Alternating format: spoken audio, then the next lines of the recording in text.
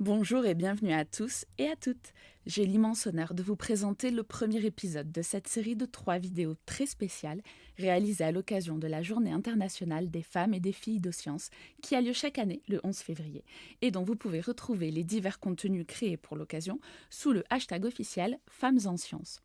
À l'occasion de cette journée, nous avons donc interviewé plusieurs femmes sur leur parcours et leur carrière. Astrophysiciennes, médecins, ingénieurs et chercheuses, toutes ont accepté de répondre à nos questions concernant, dans ce premier épisode, le fait d'être une femme dans des milieux encore majoritairement masculins. Avant de vous laisser découvrir nos questions et leurs réponses, un petit avertissement de rigueur.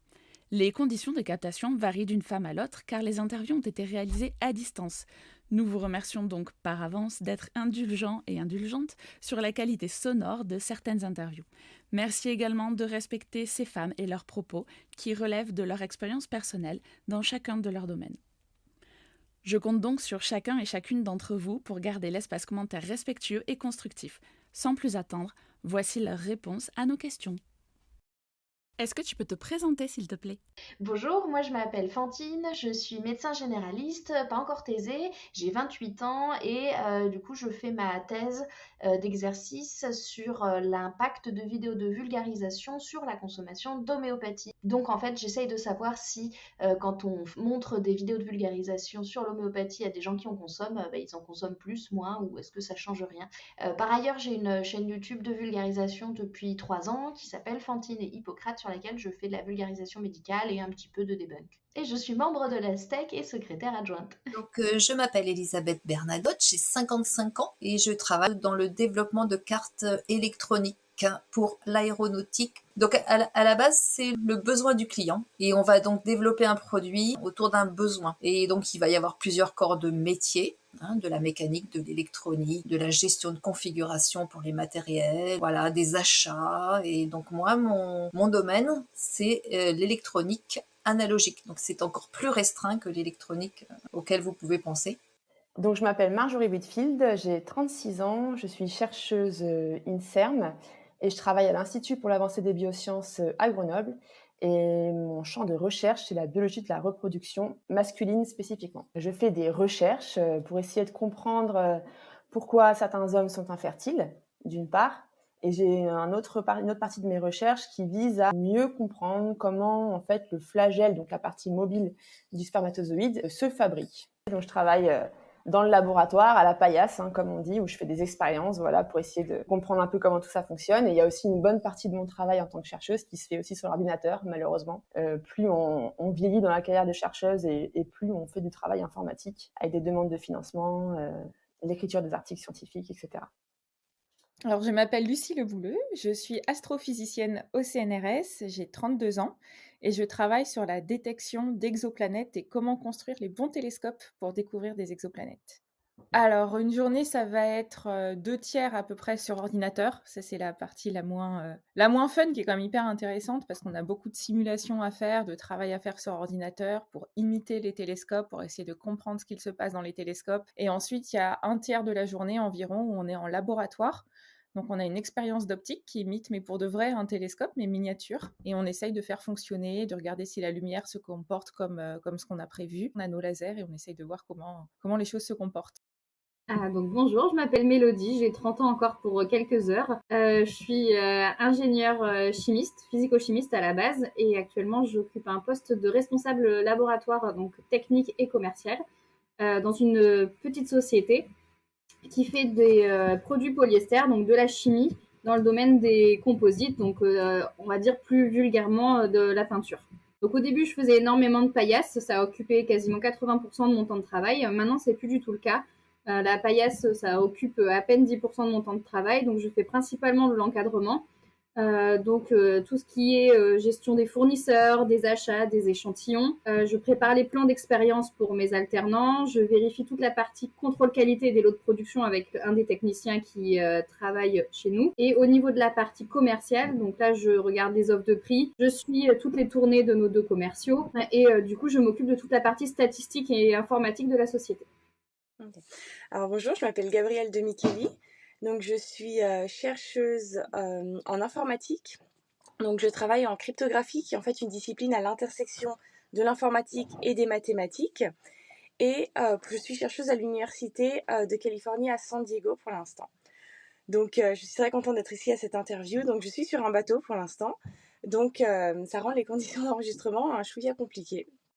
Et dis-nous, qu'est-ce qui t'a donné envie de faire ce métier? En fait, j'ai toujours voulu faire du soin. Enfin, non, d'abord, je voulais être soigneuse dans un zoo parce que je voulais faire des câlins à des lions. Après, j'ai voulu être vétérinaire parce que c'était quand même un petit peu moins dangereux que de faire des câlins à des lions. Et après, j'ai voulu être kiné juste avant le cursus médical à la fin du lycée. Je me suis dit qu'au final, médecine, ça se tentait bien. Et la question de la recherche, en fait, c'est venu après. En fait, je pense que c'était juste, ça faisait partie des options qu'on avait en disponible de faire des UE, donc des unités d'enseignement de recherche. Et j'ai fait mon stage en archéoanthropologie. Et j'ai kiffé. En fait, la vulgarisation, c'est un petit peu particulier. C'est vraiment lié à mon activité sur YouTube en tant que consommatrice de contenu. Et de là, je ne sais pas comment j'en suis venue à regarder des contenus de Thierry Casasnovas, mais probablement via les contenus anti-vax. Et c'est là que je me suis dit, c'est chaud, c'est chaud. Toute la désinformation qu'il y a sur YouTube et sur les réseaux sociaux de manière générale. Et en fait, à force de publier des commentaires, en expliquant, en essayant de corriger toutes les conneries, je me suis dit, bah en fait, c'est pas possible, on peut pas laisser faire ça sans rien faire derrière. Et je me suis dit, en fait, bah, si nous, on fait rien en tant que citoyen et en tant que professionnel, enfin futur professionnel de santé, bah personne le fera à notre place, donc allons-y. En fait, Alors à l'origine, moi je ne voulais pas vraiment faire travailler forcément dans le domaine dans lequel je suis. Je voulais travailler dans la police scientifique. Je voulais faire de la balistique en fait à l'origine.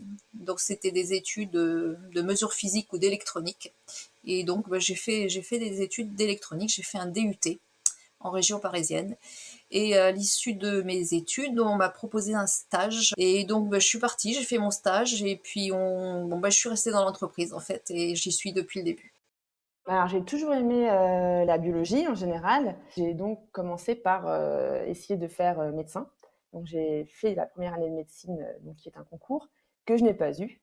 Et donc, ça avait un peu contrarié mes plans, on va dire. Et voilà, comme c'était vraiment ce qui me plaisait, la biologie, je suis partie faire une fac de biologie, licence et master. Et voilà, c'est au cours de ces études-là que j'ai eu l'envie de faire de la recherche. Mais au départ, c'était pas du tout mon objectif. Et comme j'étais partie pour des études longues à la base de médecine, je me suis dit, bah, tant qu'à faire, on va faire jusqu'au doctorat. Et voilà, ensuite, bah, finalement, le débouché classique, c'est d'être chercheur, vraiment. Donc là, c'est encore un nouveau concours à passer, qui est très sélectif. Et voilà, j'ai eu la chance de pouvoir arriver jusqu'ici, d'avoir le concours. Et donc un poste permanent de titulaire. Alors, je vais casser le mythe de la personne qui savait quand elle avait 5 ans qu'elle voulait faire, astrophysicienne, parce que moi je ne savais pas avant d'avoir, 25 ans, je crois, que je voulais faire ça. J'ai fait, des études en mathématiques, j'ai fait une école d'ingénieur pour devenir ingénieur et pendant mon école d'ingénieur, j'ai pu partir en Californie en observatoire et c'est vraiment le quotidien de l'astronomie qui m'a plu là-bas. Donc travailler en observatoire, être isolé, travailler de nuit et travailler sur des technologies qui sont vraiment, vraiment, vraiment de pointe. Tout ça, j'ai trouvé ça incroyable et c'est ça qui m'a fait rester en astronomie. C'est pas du tout un rêve de petite fille de faire de l'astronomie, c'est c'est le quotidien qui m'a plu.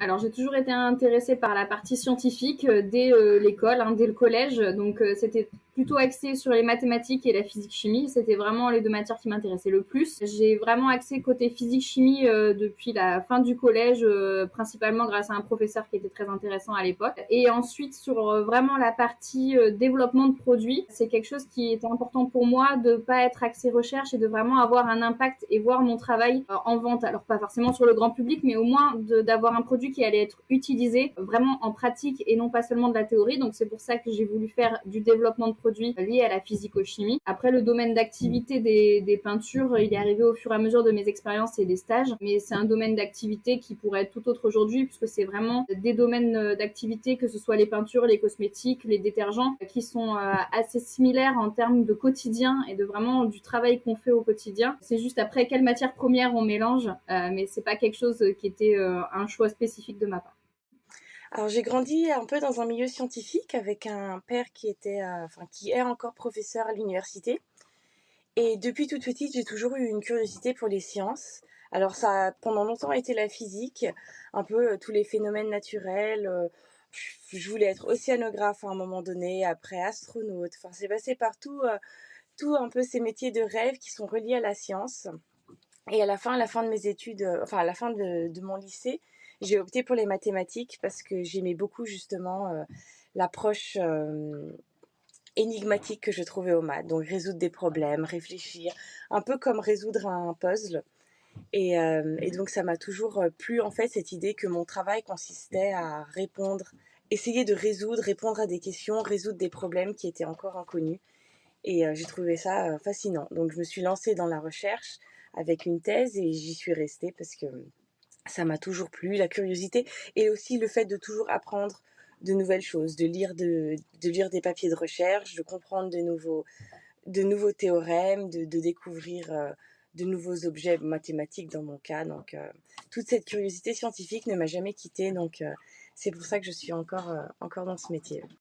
Quels sont selon toi les obstacles majeurs que tu as rencontrés dans tes études ou ta carrière? L'obstacle majeur, je dirais que j'ai une grande gueule. En tout cas, en médecine, il y a une certaine tradition de la hiérarchie du mandarinat, c'est-à-dire qu'il y a les grands chefs, il y a vraiment une hiérarchie très descendante. Basiquement, le grand chef a toujours raison. C'est-à-dire que ça a été dur pour les personnes qui sont en position dominante dans la hiérarchie, donc elles trouvent normal de rendre la vie dure aussi aux étudiants qu'elles ont en dessous d'eux. En tout cas, il y a vraiment cette volonté-là de dire ça a été dur pour moi, j'en ai chié, j'ai pleuré, j'ai été mal et donc du coup je vois pas pourquoi ce serait différent pour toi, donc je continue à refaire les mêmes schémas. Ça a été une première difficulté parce que c'est difficile à vivre, mais ça l'est pour tout le monde.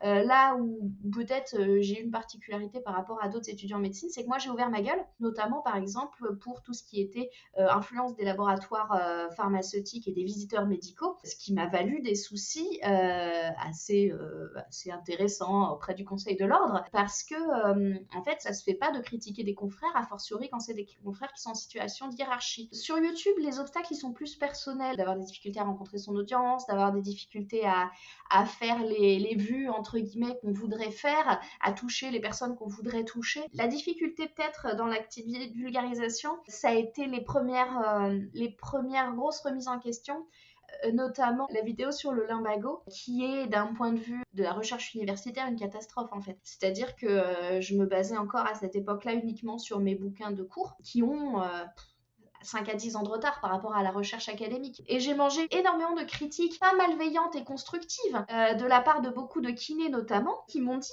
« mais tu dis n'importe quoi !» Et factuellement, ils avaient raison. Mais quand t'as 5, 6, 7 personnes qui viennent te dire simultanément « mais attends, mais ta vidéo, c'est ni fait ni à faire, c'est de la merde !» et que tu fouilles un peu et que tu te dis « putain, merde, ils ont raison !» c'est pas des moments très agréables. Donc voilà, on change des trucs, on se remet en question sur sa méthode, mais c'est important aussi parce que ça nous fait grandir ça nous fait nous améliorer en fait dans notre pratique. J'ai pas eu de problème majeur pour m'intégrer dans les différentes équipes dans lesquelles j'ai travaillé. Bon, après, quand on arrive jeune, c'est toujours un petit peu compliqué, mais globalement, j'ai travaillé sur plusieurs sites dans des régions différentes. Ça s'est relativement bien passé. Après, en tant que femme dans un milieu essentiellement masculin, bon, on va dire que qu'il y avait, en tout cas, il y a une trentaine d'années, des difficultés pour certaines femmes de se faire accepter en tant qu'égal de l'homme. Voilà. Il faut juste prouver qu'on est aussi bon, voire meilleur. C'est pas toujours, c'est parfois un peu fatigant, mais bon. Oui, alors j'ai un exemple assez flagrant d'un chef de service que j'ai eu, qui ne voulait pas prendre de femmes stagiaires parce qu'elle déconcentrait les hommes. Voilà, et le même individu n'appréciait pas son gendre parce qu'il estimait qu'il faisait un métier de femme. Non, mais plus récemment quand même, j'ai entendu quelqu'un dire ah mais moi je suis pas sexiste, ma fille fait un métier d'homme. Donc, j'ai pas rencontré d'obstacles majeurs dans ma carrière, en tout cas quand j'ai fait mes études, hormis le fait que j'ai dû travailler à côté pour pouvoir me payer mes études, finalement, me payer un logement, etc. Donc ça a été pas toujours évident de travailler en plus de la fac et des cours. Et ensuite, je dirais que l'obstacle majoritaire dans ma carrière, en tout cas, c'est plutôt de concilier vie privée et vie pro, parce que c'est des carrières qui sont exigeantes. Déjà, les études sont longues. Et ensuite, voilà, on est en compétition tout le temps en sciences, les uns avec les autres. Et puis, l'avancement de carrière même est une compétition, les avancements se font sur concours le plus souvent. Et donc, ça permet pas toujours de bien concilier les 2 et notamment, c'est, un peu compliqué d'avoir des enfants à un âge, on va dire, raisonnable. Donc je n'ai toujours pas d'enfants à mes 36 ans et ça, c'est quelque chose qui, je pense, est important de souligner puisque ça peut vraiment être un frein. Je pense que les femmes se lancent pas forcément dans ces carrières-là, justement parce qu'elles vont avoir le sentiment de devoir faire des sacrifices. Alors, il y en a eu beaucoup, comme, toutes les femmes, je pense.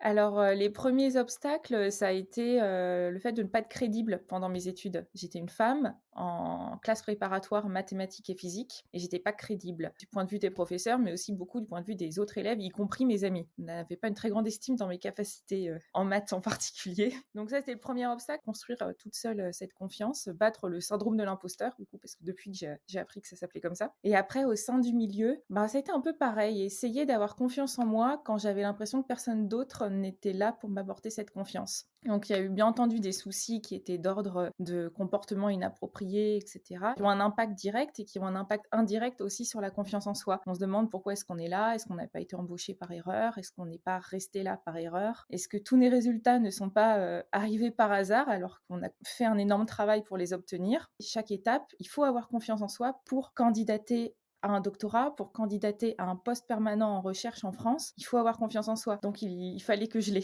il fallait que je la reconstruise. Alors moi, globalement, tout s'est toujours passé assez facilement et assez bien. Donc que ce soit sur mes études ou sur mes recherches de stage. Ma première expérience professionnelle donc était un CDD qui a fait suite à mon stage de fin d'études. Donc j'ai trouvé du travail assez facilement. Après, au niveau du poste que j'occupe dans la société, le plus complexe en fait quand on arrive, et là ça a une question pas forcément que de sexe mais aussi d'âge, c'est qu'on arrive en l'occurrence dans un domaine où on a du multiculturel, du différence de niveau d'études, vraiment un panel de personnes, même si on est une petite structure, très différent. Et donc du coup en fait le but c'est de se faire accepter avec son niveau d'études, son sexe et surtout son âge qui peut être vraiment complexe quand on arrive à 23 ans dans une société pour prendre un poste à responsabilité. Le fait d'être une femme, ça peut être handicapant en fonction du public qu'on a en face de nous, mais je pense que l'âge l'est tout autant, voire plus en l'occurrence dans ma situation. Je pense que ça a été plutôt ça, le but de devenir légitime quand on démarre dans une entreprise. C'est vraiment pour moi l'âge qui est le plus problématique plus que le genre. Alors moi j'ai eu plutôt de la chance, j'ai l'impression de ne pas avoir rencontré de gros obstacles durant ma carrière, pour l'instant, croisons les doigts que ça continue. Et je pense que c'est en grande partie dû aux personnes qui m'entouraient. J'ai eu beaucoup de chance d'avoir des encadrants de thèse ou même avant des professeurs à l'université qui m'ont vraiment bien conseillé, qui m'ont soutenu dans des moments difficiles. S'il y en a eu, le stress des études, ça y a toujours. Donc je n'ai pas eu de gros obstacles. Après c'est vrai que en soi faire une carrière scientifique c'est compliqué. C'est un métier qui est très demandant et pour moi le plus gros obstacle pendant la thèse ça a été un peu le manque de confiance en soi, j'ai l'impression. Donc ça a été de se dire pendant de longues périodes on n'a pas forcément des résultats qui marchent et de commencer à douter, de se dire oh est-ce que je suis vraiment faite pour ça, est-ce que c'est vraiment est-ce que ça va vraiment marcher. Et finalement, au final, un beau jour, ça marche. Et du coup, on reprend un peu confiance. Mais pour moi, le plus gros obstacle, ça a été ça. Et j'ai eu la chance de ne pas en avoir tant d'autres, comme je disais avant, principalement parce que j'ai été vraiment bien guidée et entourée de personnes qui ont su me conseiller. En proportion, tu as plus de collègues hommes ou de collègues femmes? Et à ton avis, pourquoi? Alors, en médecine, c'est à peu près réparti, c'est-à-dire que, en fait, ça dépend des spécialités. Il y a plus d'hommes, par exemple, en chirurgie que de femmes. Il y a plus d'hommes en médecine infectieuse, médecine tropicale, ce genre de choses. Néphrologie aussi. Il y a plus de femmes en médecine générale. Donc, c'est cool, du coup, que ça se renverse un peu. Je reprends l'exemple de la chirurgie. La cardiologie aussi, il y a énormément d'hommes, il y a beaucoup plus d'hommes. Et surtout, en fait, il y a des hommes dans la hiérarchie, c'est-à-dire que c'est bien de se dire, nous, en tant que médecins généralistes, contrairement aux spécialités autres que la médecine générale, on n'a pas besoin d'assurer notre place à l'hôpital pour avoir un poste de PUPH, etc. Et les autres spécialités, c'est pas le cas. Et a fortiori, une femme en tant que femme dans un milieu hospitalier majoritairement constitué d'hommes dans sa spécialité et d'hommes en position de hiérarchie, j'imagine que ça doit être beaucoup plus compliqué. Après, après, je parlerai pas à la place des concernés. Mais en tout cas, j'ai eu plusieurs retours de collègues femmes qui sont dans des spécialités à prédominance masculine, pour lesquelles c'est pas forcément évident tous les jours. Pourquoi il y a plus d'hommes que de femmes en médecine? Parce qu'il y a plus d'hommes que de femmes dans les hautes études. Je pense pas qu'il y ait une particularité propre à médecine. Alors, côté YouTube, enfin, voilà, le constat, il est clair, il y a plus d'hommes que de femmes. Alors, dans la vulga, encore, la différence tend à s'amoindrir, notamment pour tout ce qui est, je vais me faire taper dessus si je dis ça, sciences molles, tout ce qui est histoire, archéo, etc.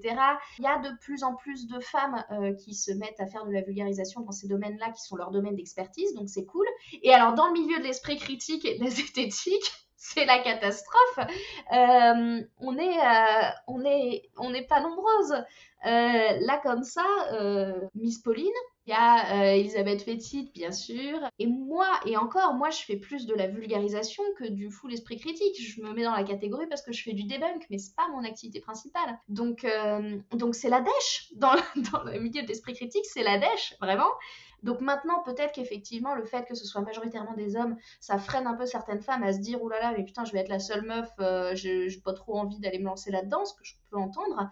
Alors, j'ai toujours travaillé avec en gros 80 à 90% d'hommes autour de moi. Actuellement, globalement, on est deux sur une 25, voilà. Puisqu'on a un service qui est sur 2 sites, région parisienne et Bordeaux. Dans les études, c'était aussi le même pourcentage. Alors, pourquoi il y aurait autant d'hommes dans ces milieux? Donc, je pense que les filles, globalement, sont sont moins attirées par les métiers techniques que les garçons. Alors, est-ce que c'est culturel? Est-ce que c'est un problème d'éducation? Est-ce que c'est comme ça? J'en sais rien. Ça, c'est un constat. Est-ce qu'on éduque les enfants différemment? C'est probable, même si on s'en rend pas compte. Et après, il y a peut-être une crainte aussi des filles d'aller dans des métiers techniques, de pas y arriver, de pas faire aussi bien que les hommes, d'être aussi prise un petit peu, voilà, de devoir faire ses preuves. Ma spécialité de biologie est très particulière puisque en biologie de la reproduction, nous sommes quasiment, presque exclusivement des femmes. Donc moi, je suis vraiment entourée de beaucoup de femmes. C'est une spécialité qui est majoritairement choisie par les femmes. C'est moins le cas quand on va sur d'autres spécialités comme le cancer, par exemple, ou des choses un peu plus comme la génétique, peut-être. Donc je suis majoritairement entourée de femmes. Néanmoins, il faut quand même noter que quand on prend les postes les plus élevés dans la recherche, donc après chercheur, il y a directrice de recherche ou directrice d'équipe, ou ensuite même directeur ou directrice d'institut, et ben là, on retrouve quand même de moins en moins de femmes. Et j'ai noté les chiffres de l'INSERM là dernièrement, je vois qu'on est 47% de chercheuses à l'INSERM, donc on est à quasiment, on va dire, l'égalité, mais on n'est que 38% de responsables d'équipe femmes et que 29% de directrices d'unité. Donc on voit bien que le plafond de verre, il est bien là, hein. On a du mal encore, les femmes, à accéder aux postes à responsabilité dans la recherche. Et heureusement, je pense que nos tutelles, INSERM, CNRS, INRA, etc., s'en rendent compte et essayent de favoriser les avancées de carrière féminines pour que ça s'améliore. Alors, beaucoup plus de collègues hommes que de collègues femmes en proportion. Alors, ça a été mesuré, hein, dans le milieu de l'astronomie, on est à peu près 26-27% en France, je crois. En instrumentation pour l'astronomie, on est encore un peu plus bas. Donc moi, je suis en instrumentation. On est encore un peu plus bas parce que ça mêle astronomie et ingénierie. Donc, c'est 2 domaines où il y a peu de femmes. Alors, quand on croise 2 domaines où il y a peu de femmes, il y en a encore moins. Et pourquoi? Il y a plein de raisons. Alors déjà, l'astronomie, c'est un domaine qui a été historiquement très occupé par nos collègues masculins. Il y a un entre-soi énorme, donc une fraternité, une brotherhood à l'américaine assez prépondérante. Alors ça va de mieux en mieux, je ne dis pas que c'est toujours comme ça va de mieux en mieux, mais ça fait partie des raisons pour lesquelles les femmes ne viennent pas en astronomie ou quittent l'astronomie. Et ensuite, on parlait de confiance tout à l'heure, pour qu'une femme reste en astronomie, il faut qu'elle soit encouragée, et il y a des grosses disparités d'encouragement envers les femmes et envers les hommes, ou alors de distribution de financement, par exemple, envers les femmes versus envers les hommes. Et tout ça, ça favorise une carrière excellente ou brillante pour un homme et qui aura l'air moins brillante pour une femme. À la fin, on parle chacune avec notre expérience de femme qui est restée en astronomie, donc qui a moins vécu et qui n'a pas été confronté à toutes les raisons qui font que d'autres femmes quittent l'astronomie ou les sciences en général. Mon école était généraliste, donc ce qui fait qu'on pouvait aller vers du 50-50. Après, dans ma spé, on était plus de filles, tout simplement parce que l'aspect en développement de produits et en formulation touche aussi le monde du cosmétique, qui est en tout cas un domaine qui intéresse beaucoup plus les femmes que les hommes, contrairement à tout ce qui est stockage de l'énergie, batterie, composite, qui intéresse en général plutôt les hommes. Donc c'est au niveau de l'école à peu près du 50-50. Par contre, sur ma dernière année en termes de spé, on était plutôt du 80-20 au niveau femmes. Après, dans mon entreprise, on doit être 25% de femmes. Quand je suis arrivée, j'étais la seule femme au niveau scientifique. Bon, après, la seule scientifique tout court dans l'entreprise, mais ils n'avaient jamais eu de femmes au niveau de la production et du recherche et développement. Donc c'est vrai que ça avait des contraintes en termes de change, d'avoir une pièce pour me changer. Ça paraît tout bête, mais c'est quelque chose qui n'avait pas été prévu à la base. Pourquoi j'ai principalement des hommes dans la société? Parce que la production représente plus de 50% des salariés. Et sur cette partie de production, il y a du port de poids. Et c'est vrai que quand bien même une femme peut travailler, la majorité des gens qui sont prêts à venir travailler sur ce type de métier sont plutôt des hommes. Alors moi, je suis dans le département d'informatique. Et il y a clairement une proportion d'hommes beaucoup plus élevée que de femmes. C'est assez surprenant, enfin pas surprenant, mais c'est assez marquant, je voulais dire, quand on se retrouve dans des séminaires, dans des cours, on est, ou même à table au déjeuner, souvent une femme, peut-être une deuxième femme, et on est entouré d'hommes. C'est malheureusement le cas dans beaucoup de disciplines, c'est très prononcé en informatique. Et l'informatique, je pense, fait peut-être un peu peur. On a peut-être une idée quand on choisit sa voie au lycée ou même avant, quand on se fait une idée un peu plus jeune de ce qu'on voudrait faire plus tard. L'informatique, c'est pas forcément la discipline qui peut être la plus attrayante. Elle a peut-être ce côté un peu négatif du hacker qui va passer sa journée devant l'ordinateur. Enfin, on a souvent des images, je pense, un peu déformées de ce qui sont vraiment ces disciplines scientifiques. Et l'informatique en fait partie. Donc je pense qu'il y a peut-être, enfin sûrement en tout cas, une mauvaise représentation de ce qu'est l'informatique à un plus jeune âge. Les choses sont peut-être en train de changer et elles vont évoluer dans le futur, je pense. Mais encore aujourd'hui, moi, quand j'étais au lycée ou au collège, je n'avais absolument pas envie de faire un métier qui soit lié à un ordinateur. Pour moi, c'était quelque chose pas forcément très intéressant. Et c'est que plus tard, ou même maintenant, que je me suis rendu compte qu'en fait, l'informatique, ça va beaucoup plus loin que l'utilisation simple d'un ordinateur. Et on peut très bien être informaticien sans toucher un ordinateur aussi. Donc voilà, je pense qu'il y a peut-être ce côté où l'informatique ne donne pas forcément envie aux filles, plus qu'aux garçons peut-être. Et clairement, on retrouve du coup aux études supérieures une proportion beaucoup plus marquée pour les hommes. J'espère que ce premier épisode de notre série Femmes en sciences vous aura plu et vous aura permis d'en apprendre un peu plus sur le sujet.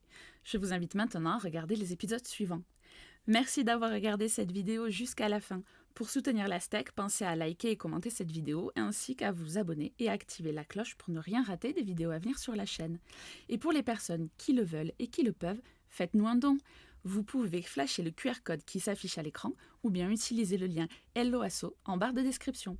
Quant à moi, je vous retrouve tout de suite dans le deuxième épisode, Femmes en sciences, accomplissement, inspiration et conseils. À tout de suite!